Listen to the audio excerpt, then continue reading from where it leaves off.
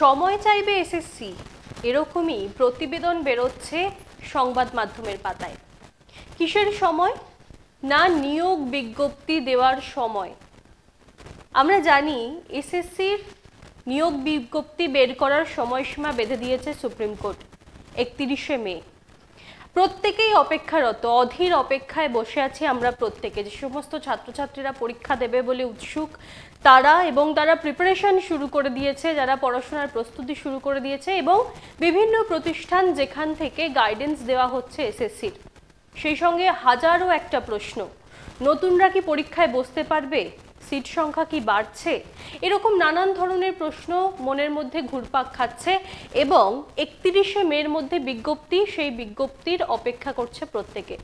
কিন্তু সেই বিজ্ঞপ্তি বের করতেই হয়তোবা সময় চাইতে পারে এসএসসি, এমনই কিন্তু কথা শোনা যাচ্ছে অন্তত সংবাদ মাধ্যমগুলোর দিকে তাকালে। তার কারণ এখানে কি বলা হচ্ছে? বলা হচ্ছে কেন এই ভাবনা? নতুন নিয়োগের বিজ্ঞপ্তি প্রকাশ নিয়ে খুব একটা এগোতে পারেননি উচ্চপদস্থ কর্তারা। 31শে মের মধ্যে সরকারি বিজ্ঞপ্তি প্রকাশ কিছুতেই সম্ভব নয়। সেক্ষেত্রে সময়সীমা আরও বাড়ানোর আর্জি নিয়ে সুপ্রিম কোর্টে আপিল করা হবে। অর্থাৎ কি বলা হচ্ছে যে 31শে মের মধ্যে যে বিজ্ঞপ্তি, সেই নিয়োগ বিজ্ঞপ্তি নিয়ে খুব একটা বেশি এগোতে পারেনি এসএসসির শীর্ষ কর্তারা। সেই অনুযায়ী এই সংবাদপত্রের যে প্রতিবেদন, সেই প্রতিবেদনে কি বলা হয়েছে?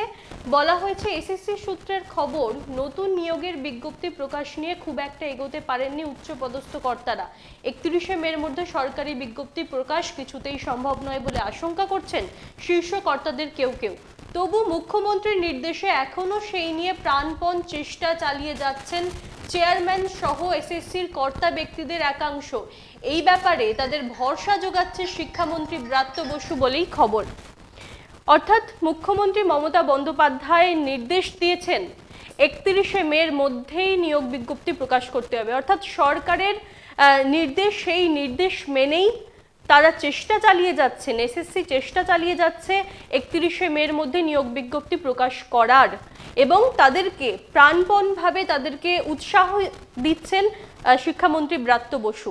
কিন্তু তবুও একটা আশঙ্কার জায়গা তৈরি হয়েছে, একটা আশঙ্কার প্রশ্ন মেঘ কিন্তু ঘুরপাক খাচ্ছে। কি না, যদি না বিজ্ঞপ্তি প্রকাশে সম্ভব হয়, যদি না এই সময়সীমার মধ্যে বিজ্ঞপ্তি প্রকাশ সম্ভব হয়, তাহলে কিন্তু সুপ্রিম কোর্টের কাছে সময় বাড়ানোর আর্জি জানাবে এসএসসি। তবে মুখ্যমন্ত্রী মমতা বন্দ্যোপাধ্যায় সহ এই প্রশাসনিক যারা রয়েছেন, অর্থাৎ মাননীয় মুখ্যমন্ত্রীর নির্দেশ রয়েছে যাতে সুপ্রিম কোর্টের যে সময়সীমা, সেই সময়সীমার মধ্যেই যে নিয়োগ বিজ্ঞপ্তি প্রকাশ, সেই প্রকাশ যেন করে দেওয়া হয় এবং সেই সঙ্গে যে 31শে ডিসেম্বরের মধ্যে যে সম্পূর্ণ নিয়োগ প্রক্রিয়া, সেই নিয়োগ প্রক্রিয়াও কিন্তু সমাপ্ত করে দেওয়ার একটা নির্দেশ রয়েছে। ফলে এখন এটাই দেখার যে 31শে মের মধ্যে এসএসসি আদৌ এই এসএসসির নিয়োগ বিজ্ঞপ্তি প্রকাশ করতে পারেন কিনা, নাকি আবারও সময় চাওয়া হয় সুপ্রিম কোর্টের কাছে, সেই দিকেই নজর থাকবে আমাদের।